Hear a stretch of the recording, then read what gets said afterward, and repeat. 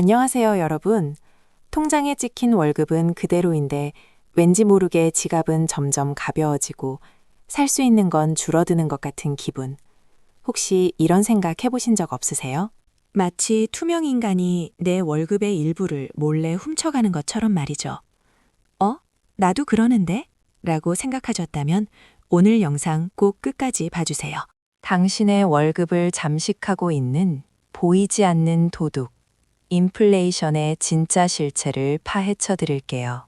월급날, 빳빳한 10,000원짜리 몇 장을 받았을 때의 그 기분 좋은 무게감.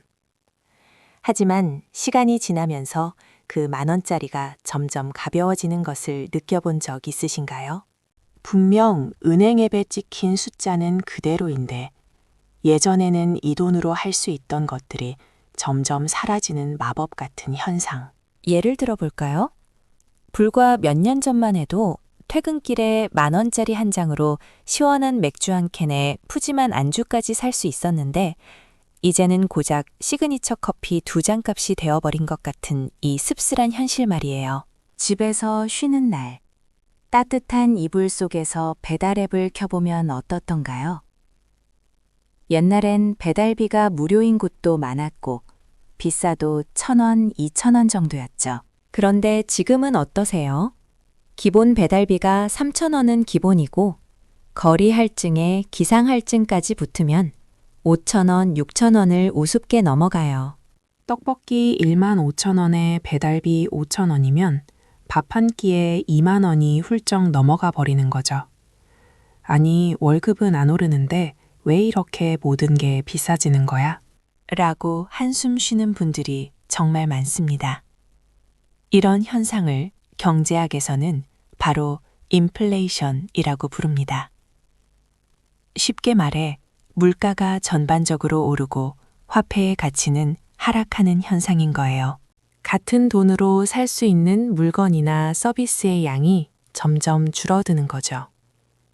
그러니까 통장에 찍힌 월급 액수 자체는 그대로여도 사실상 여러분의 구매력은 계속해서 줄어들고 있었다는 겁니다. 월급이 오르지 않는다면 이건 마치 매달 월급이 삭감되는 것과 같은 효과를 불러오는 거예요.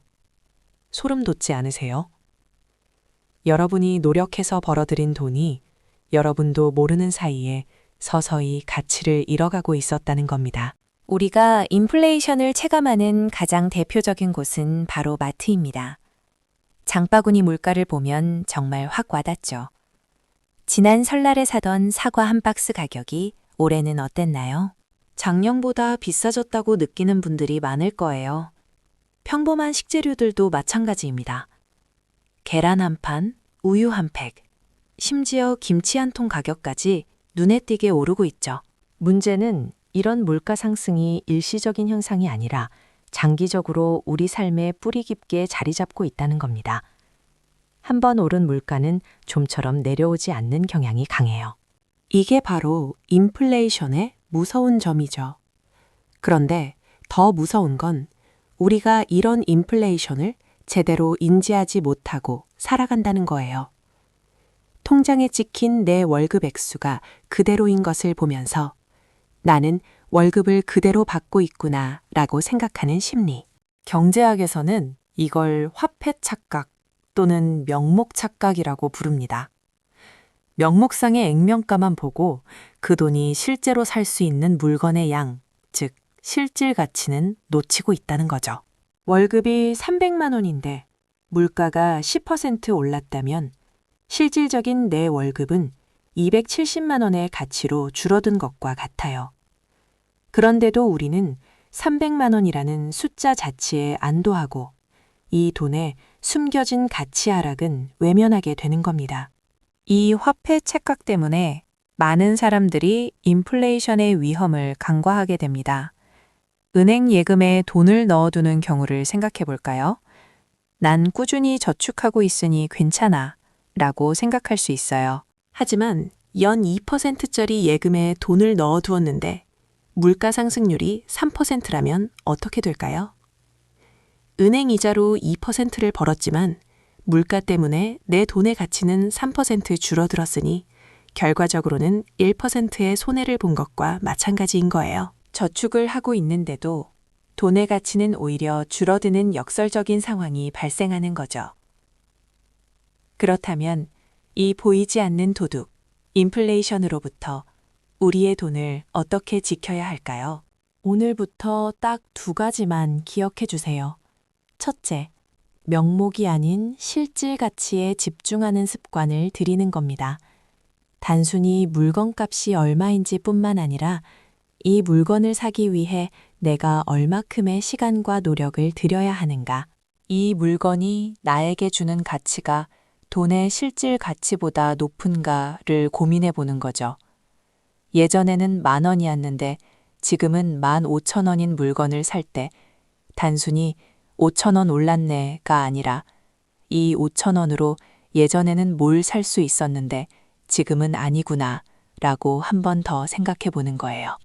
둘째, 여러분의 돈이 인플레이션 속에서 잠자고 있지 않도록 깨워주세요. 이것은 단순히 투자를 하라는 이야기가 아니에요. 여러분의 돈이 일하게 만드는 방법을 고민해야 한다는 겁니다. 물론 예금도 중요하지만 인플레이션율보다 높은 수익률을 낼 수 있는 곳은 없는지 관심을 가져야 해요. 경제 뉴스에 귀 기울이고 은행에서 주는 이자율만 보지 말고 물가 상승률과 비교해서 내 돈이 정말 불어나고 있는지 아니면 마이너스 성장하고 있는지 냉정하게 평가해 보는 시야를 길러야 합니다. 공부는 평생 해야 한다는 말이 있듯이 돈도 평생 공부하고 관리해야 하는 대상인 거예요.